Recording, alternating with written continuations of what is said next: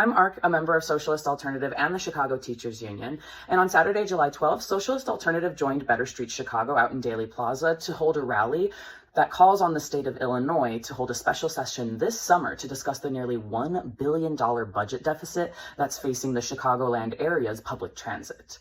We got the opportunity to speak with Jesse, a fellow CTU member who was actually speaking at the rally, and here's what he had to say. My name is Jesse Bosick, and I'm a fourth grade teacher at Walt Disney Magnet Elementary. Chicago Teachers Union proud member. I really feel passionate about public transportation, which brings me here today. I have relied on public transit the entire 15 years that I've lived in Chicago, and now that we have almost no school buses, my students really rely on it to come to school every day. They're from every neighborhood in the city. It's an amazing, diverse place. And without public transit, I'm really afraid that my students are going to have to find new schools that they are unfamiliar with, that they have never been to. They're gonna miss their friends, and really they're gonna miss like that wonderful diversity. Right, it's gonna destabilize. It'll destabilize the community. How does CTA shape your life and the cultural fabric of Chicago? CTA affects my life a lot. I take it every day to go to work. I see my students waiting for the bus. I see my students while I'm waiting for the red line. I used it to come here today. Me too. Yeah, no, I literally most weeks I take it at least 5 times. What's your second question? And then how does it also shape the cultural fabric of Chicago? Oh, I think the L is iconic. Like, I don't know if this is exactly the case, so don't quote me when I'm wrong. I think the L is older than the subway in New York City. I think so, but I think when people imagine Chicago, they think of the L. When people complain about the L, but I always see tourists on there. People use it to get where they're going all of the time. Traffic here is terrible.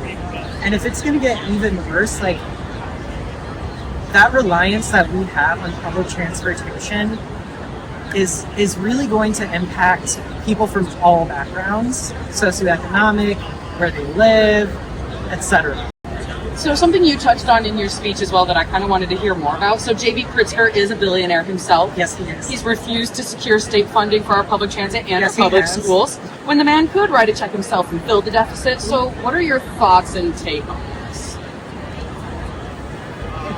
Big question, I know. Yeah. I think that I voted for J.B. Pritzker, I'll tell you right now. Yeah. There's this impression that he's one of the good billionaires. But like I said before, I do think this is all entertainment. We don't know what's going on behind the scenes, but we do know that these billionaires are always together and they are always helping each other. We've got, what's his name, in the White House, who just cut J.B. Pritzker's taxes, okay? So he's going to be richer because of this. We had an opportunity, and yes, he did give a lot of his personal money to have progressive taxation rather than our really inequitable flat tax in Illinois. It failed. And have I seen another effort for that to happen? No, I have not. And I think we have a real opportunity here. If they would try that again, something different might happen, especially since people are feeling more inspired, by what's his name in the White House. I love what's his name in the White House. Right. So because these budget proposals happen every few years, we can expect to be in this position again in the future sometime. Yeah. So what do you think of that inevitable transit insecurity?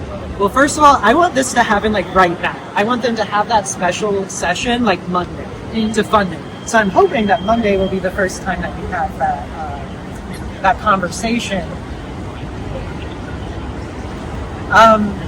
In terms of future lack of investment, unless something really, really changes, I am not super optimistic. I'm going to be honest with you.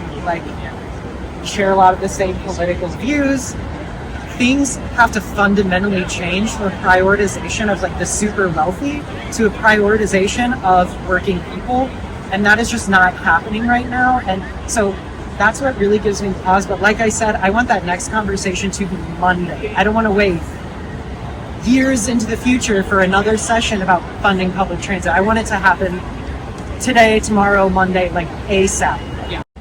Socialist Alternative believes that public services like the CTA should be run the opposite way, bottom up, where workers are collectively making decisions about what they can do to meet needs, who their leaders are, and where their funding comes from and goes to. What is your initial reaction to this idea?